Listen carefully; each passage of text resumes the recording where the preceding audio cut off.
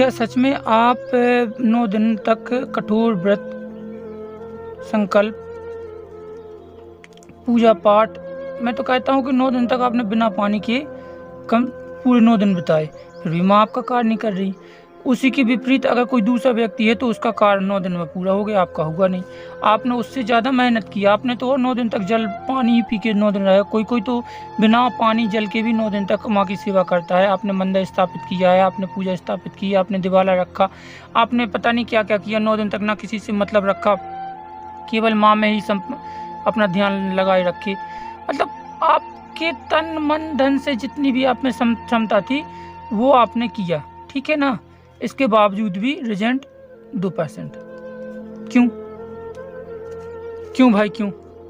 यानी आप कुछ ना कुछ आपने किया तो है, बस सही है, लेकिन आप कुछ ना कुछ गलती तो कर ही रहे हो ना, कुछ ना कुछ तो गलती है। वरना आपको भी 100% नहीं तो 99% तो आपको रिजल्ट मिलना चाहिए, माँ को आपकी बात सुननी चाहिए। तो आज हम जानते हैं जो मेरे अंदाज से 4 गलती जो सबसे बड़ी गलती हैं वो हर व्यक्ति करता है, जो कि जिसकी वजह से माँ आपके पास ना जुड़ती है, ना उसका कोई गण, ना कोई ऐसी कोई शक्ति, ना कुछ भी नहीं जुड़ पाता। इसलिए आज हम जानने की कोशिश करते हैं वो 4 बिगेस्ट गलती। तो आइए चलते हैं अपने इसी स्क्रीन सेवर पे। हमारे पास कोई सुविधा तो है नहीं, ना हमारे पास कुछ ऐसा है जिसकी वजह से हम, ना हमारे पास इलेक्ट्रिकल बोर्ड है, ना कुछ भी नहीं, एक टूटा सा कागज़ है। इसी में आपको समझाने की कोशिश करेंगे विथ प्रूफ और प्रैक्टिकल से। तो प्लीज़ बने रहिए हमारे वीडियो में। अगर आप हमें 10 मिनट देते हैं तो हम आपसे वादा करते हैं कि ज़िंदगी की ये 10 मिनट आपको पूरी ज़िंदगी में हर चीज़ में, पूजा पाठ से संबंधित आपको रिजल्ट कम से कम 50% बढ़ा के देंगे हर पूजा पाठ में। तो प्लीज़ बने रहिए हमारे साथ। हम आपको विश्वास दिलाते हैं कि आप अभी लाइक कीजिए, डिसलाइक कीजिए, जो भी करिए कीजिए, मुझे उससे कोई मतलब नहीं है। लेकिन पूरा वीडियो देखने के बाद अगर आप ही लाइक ना करके जाओ, सब्सक्राइब ना करके जाइए तो बताइएगा हमें। तो चलिए चलते हैं आप आज के पहले सवाल पे। चलिए आज जानते हैं सबसे पहला कारण, जगह बदल देना। अब हम ऐसा क्यों कर रहे हैं, इस पे आप जरा गंभीरता से समझिएगा। जब हम पहले पूरी साल, 1 साल हमने इस स्थान पे, मान लीजिए 2 स्थान है, एक स्थान है और एक स्थान है, 2 स्थान हो गए।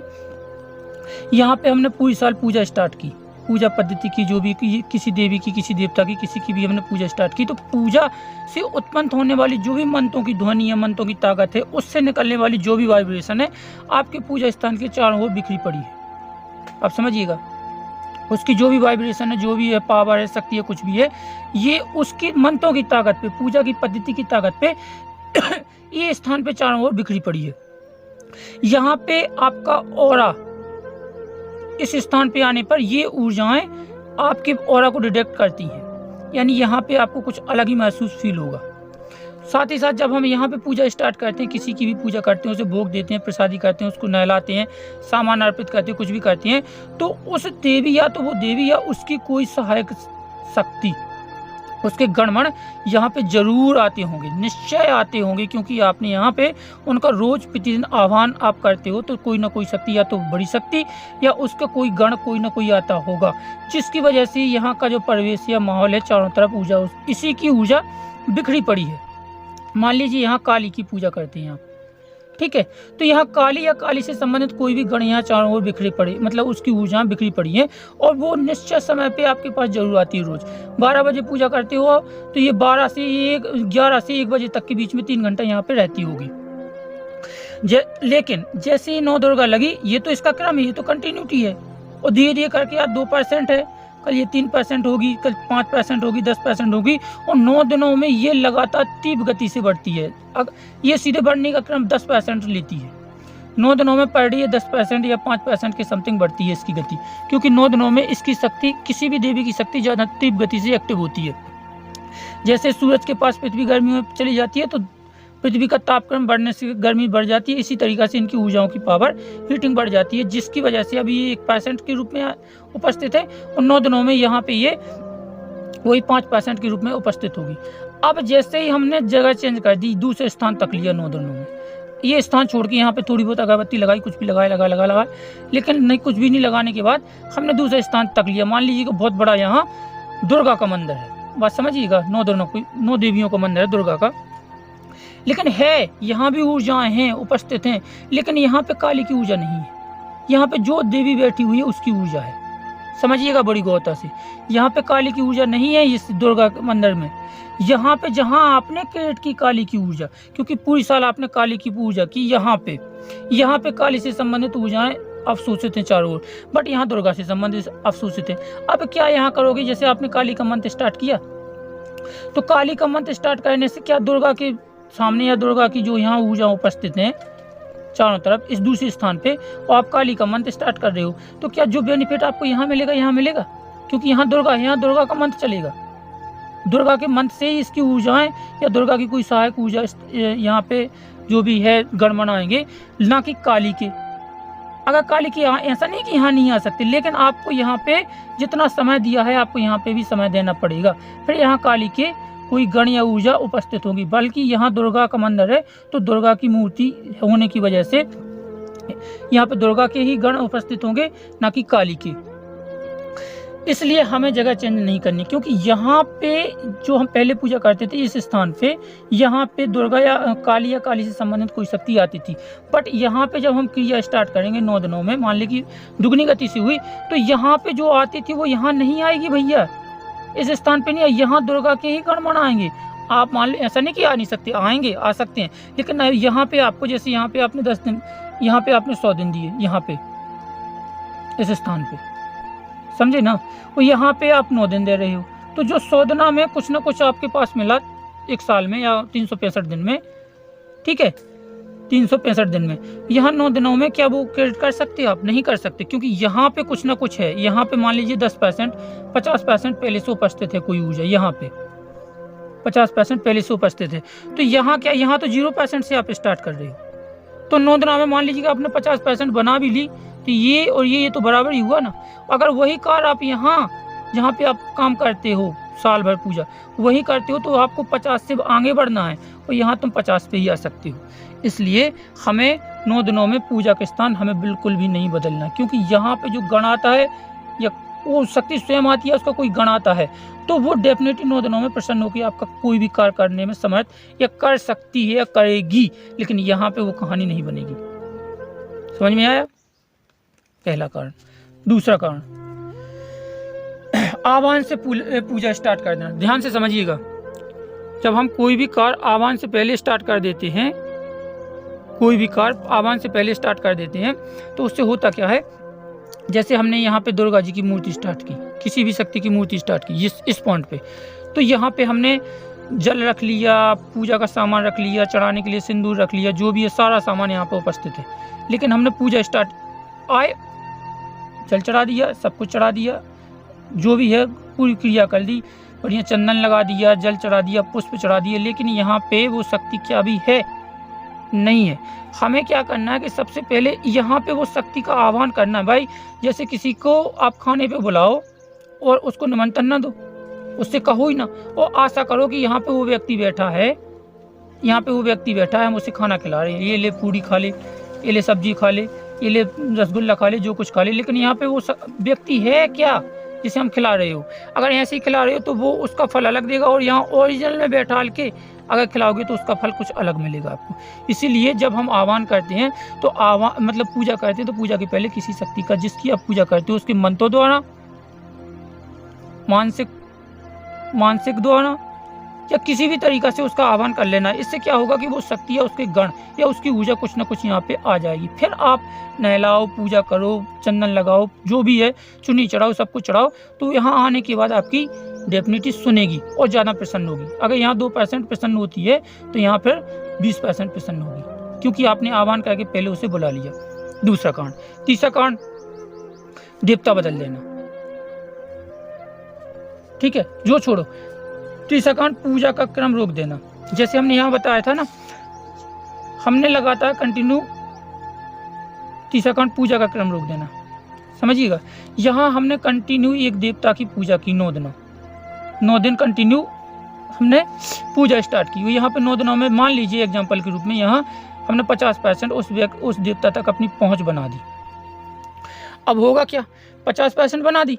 अब इससे क्या होगा कि 9 दिनों में हमने 50% बना दी, मान लीजिए कोई शक्ति यहाँ आती थी, उसका गण आता था या आती थी, कोई भी है, तो वो हमसे प्रसन्न होगी 50%। उसने मन बना लिया कि हम फलाना कार्य आपका करेंगे, और जैसे ही आपने बंद कर दिया, 9 दिनों के बाद 10वें दिन आपने बंदी कर दिया, तो क्या वो 10वें दिन भी यहाँ नहीं आएगा? क्योंकि वो तो रोज़ खाने के लिए आता है। जैसे किसी कोई व्यक्ति भिखारी आपके पास रोज़ आता है, 5 रुपये आप उसे देते हो, तो क्या वो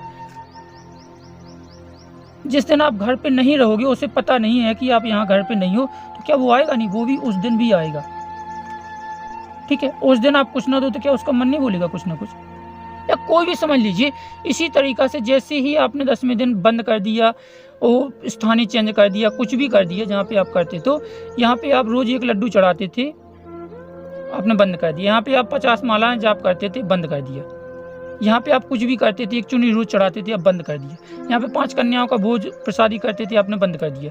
तो क्या ये जो आएगी शक्ति या उसका कोई गण 10वें दिन आके आपसे नाराज़ नहीं होगा? डेफिनेटली नाराज़ होगा। और इसने पहले जो आपका कार्य करने की जो ठान रखी है ना, तो क्या वो जब बंद होके देख लेगा, अरे ये तो 9 ही दिन के लिए था, वो बदल गया। या जो आपने ऊर्जा अवशोषित की 10वें दिन, क्या वो ऊर्जा का क्रम कम नहीं होगा? यहाँ 50% होगी, तो यह क्या 45% नहीं बनेगी जब आप इस पर क्रिया ही नहीं करोगी कोई? भाई ये हमें नहीं करना है। आपको 10वें दिन भी पूजा करनी, 11वें दिन, 12वें दिन हो, पूजा का क्रम कंटिन्यू जारी रखना। क्यों? क्योंकि ये हमें परसेंटेज बढ़ाना है।